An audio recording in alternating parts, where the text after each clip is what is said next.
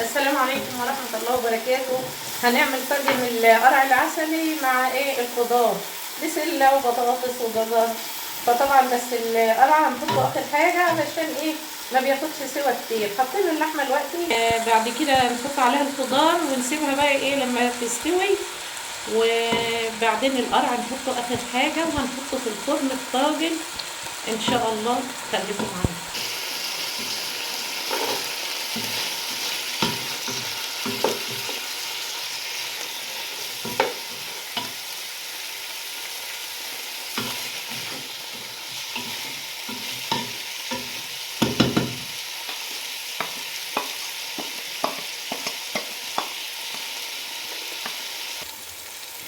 بعد ما خلصنا بقى والبصل احمرت كده وبقت عسل كده، هنحط لها الطماطم ونسيبها بقى تستوي شويه اللحمه، وبعدين نحط الخضار. هنعمل صينيه القرع العسلي، يعني احنا عملنا حلو وحادق، فطبعا ده الحلو هنعمله بقى صينيه قرع عسلي. طبعا قطعته وحطيته من امبارح وحطيت عليه السكر، كل كيلو عليه كوبايه سكر، وسبته. شوفوا نزل ميه قد ايه، ما حطيتش ولا نقطه ميه. فهسيبه بقى لما يستوي، وهوريكم هنعمل ايه في صينيه القرع العسل.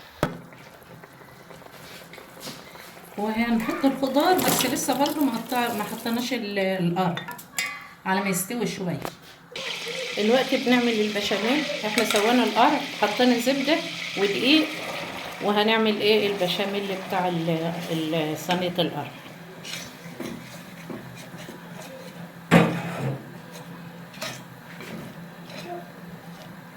عملنا البشاميل وضربناها كده لما نعمت اهيت، وشلنا كوبايه ميه اللي هي القرع العسلي اللي باقيه. كان القرع منزل ميته، فشلنا كوبايه طبعا منه اهيت بنحطها علشان ما حطيناش سكر، هي مسكره اصلا من القرع.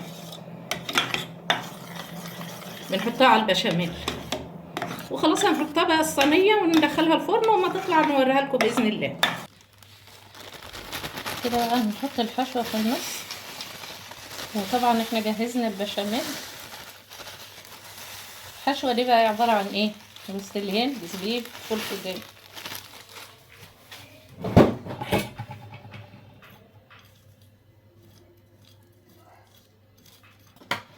كده عملنا البشاميل. طبعا هنفضيها بقى ونحطها في الفرن، ولما تطلع بإذن الله هنوريها لكم.